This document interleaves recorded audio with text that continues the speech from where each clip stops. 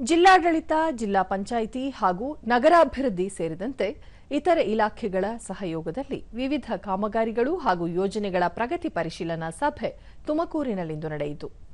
ಜಿಲ್ಲಾ ಉಸ್ತುವಾರಿ ಕಾರ್ಯದರ್ಶಿ ಮತ್ತು ಆಡಳಿತಾಧಿಕಾರಿ ದೀಪಾ ಚೋಳನ್, ಜಿಲ್ಲಾಧಿಕಾರಿ ಶುಭ ಕಲ್ಯಾಣ್, ಜಿಲ್ಲಾ ಪಂಚಾಯಿತಿ ಮುಖ್ಯ ಕಾರ್ಯನಿರ್ವಹಣಾಧಿಕಾರಿ ಬಿವೈ ಅಶ್ವಿಜ ಹಾಗೂ ಇತರ ಅಧಿಕಾರಿಗಳು ಉಪಸ್ಥಿತರಿದ್ದರು.